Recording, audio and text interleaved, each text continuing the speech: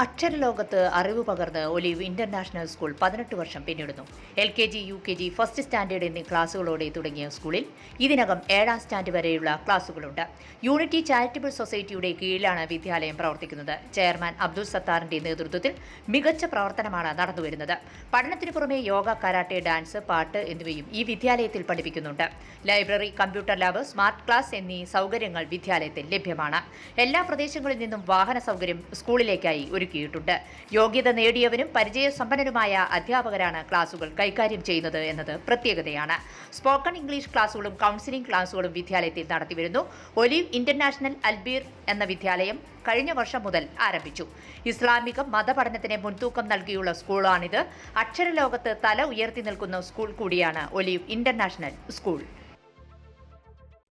നമസ്കാരം, എനിടൈം ന്യൂസിലേക്ക് സ്വാഗതം.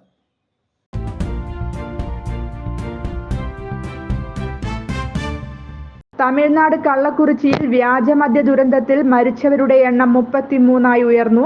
109ഓളം പേർ ആശുപത്രിയിൽ ചികിത്സയിലാണ്. ഇതിൽ 9 പേരുടെ നില ഗുരുതരമാണ്. മരണസംഖ്യ ഇനിയും ഉയർന്നേക്കുമെന്നാണ് വിവരം. അതേസമയം സർക്കാർ പ്രഖ്യാപിച്ച CBCID അന്വേഷണം ഇന്ന് ആരംഭിക്കും. സംഭവത്തിൽ വ്യാജമദ്യം വിറ്റയാൾ ഉൾപ്പെടെ 2 പേർ അറസ്റ്റിലായിട്ടുണ്ട്. ഇവരിൽ നിന്നും പിടിച്ചെടുത്ത മദ്യത്തിൽ മെഥനോളിന്റെ അംശം സ്ഥിരീകരിച്ചതായി തമിഴ്നാട് സർക്കാർ അറിയിച്ചു.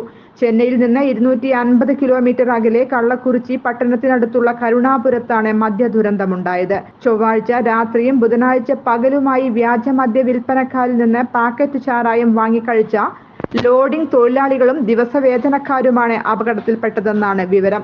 മദ്യം കഴിച്ചതിന് പിന്നാലെ തലവേദന, ഛർദി, വയറുവേദന, കണ്ണിന് അസ്വസ്ഥത അനുഭവിച്ചതിനെ തുടർന്ന് ഇവരെ അടുത്തുള്ള കള്ളക്കുറിച്ചി സർക്കാർ മെഡിക്കൽ കോളേജിലും സ്വകാര്യ ആശുപത്രികളിലും എത്തിക്കുകയായിരുന്നു. അതേസമയം ദുരന്തത്തിന് പിന്നാലെ ജില്ലാ കളക്ടർ ശ്രാവൺ കുമാറിനെ സ്ഥലം മാറ്റി പകരം MS പ്രശാന്തിനെ പുതിയ ജില്ലാ കളക്ടറായി നിയമിച്ച് സ്റ്റാലിൻ സർക്കാർ ഉത്തരവിറക്കി. കൂടാതെ SP സമയ് സിംഗ് മീണയെയും പോലീസ് ലഹരി വിരുദ്ധ വിഭാഗത്തിലെ മുഴുവൻ ഉദ്യോഗസ്ഥർ അടക്കമുള്ളവരെയും സസ്പെൻഡ് ചെയ്തു.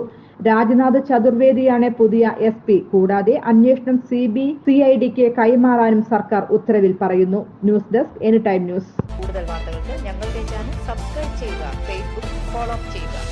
വാർത്തകൾ വേഗത്തിൽ അറിയാൻ